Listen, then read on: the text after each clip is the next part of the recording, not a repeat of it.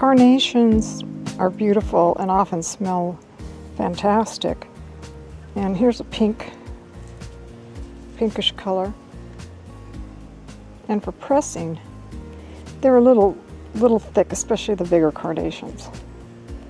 And so I tend to use them as accents by taking them out of their casing and then pressing the individual petals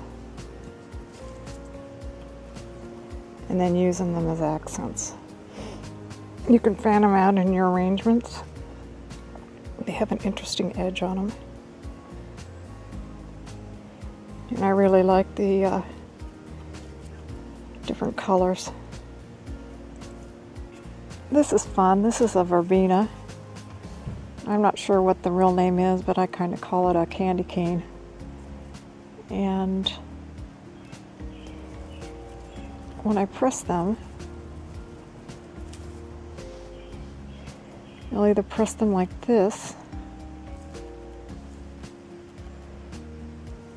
including the green part down here, or I'll pinch the back off so that I have just the floret, and I'll press it open face like this. And that's pretty much how I press all verbena. Something else that presses is Celosia. They hold their color really well. And I'll usually take the bottom part and press these in smaller florets until I get to about here. Then I'll press a bigger piece.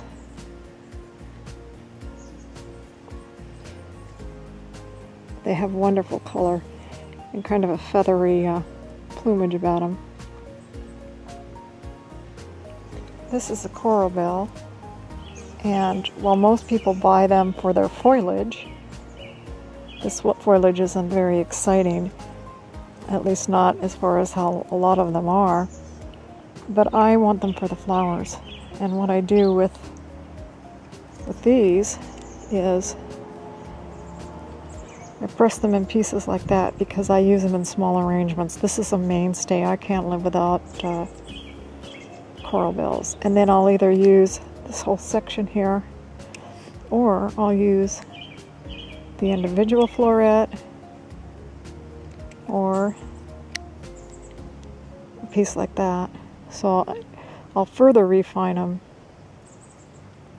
because some of the arrangements that I make, especially jewelry and gift enclosure cards, they can get really small in arrangement size, and so I need to have some filler that isn't very big, and these work perfectly. And they press well, and they hold their color well, what color they have, and they come in different colors. There's anything from reddish colors to white to a yellowish to pinkish red. This is coral bell. It's getting toward the end of its season too. I have another new little stem coming on. And when I press these, I'll press it about like that. Here's another coral bell. This one's called key lime pie. And you can press coral bell leaves, and they press well flat. And the flowers on these are pretty much gone, but you can kind of see that when they were around, they were a pinkish color. But they're gone. The season's over for them. These coral bells have more of a reddish burgundy kind of a leaf, and then their flowers, as you can see, and again they're almost done flowering, are kind of a whitish with a little tinge of pink on them. Here's another coral bell. Now these leaves are a little bit more exciting. When they're first coming on, you can see they've got some really pretty color on them, but because this plant is getting a little bit spent, the leaves start turning a little bit more bronze. These have really pretty flowers on them.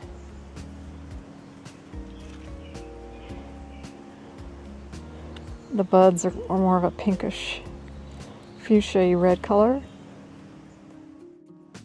Here's a coral bell in late summer, and I'm really kind of surprised because it's sending up new flower spikes, which I find amazing. And this one's pretty new. I can still use this for pressing.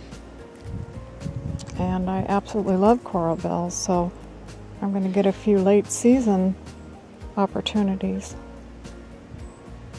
And you can see here these are spent. But yeah, look at these are just coming on. And these are ready.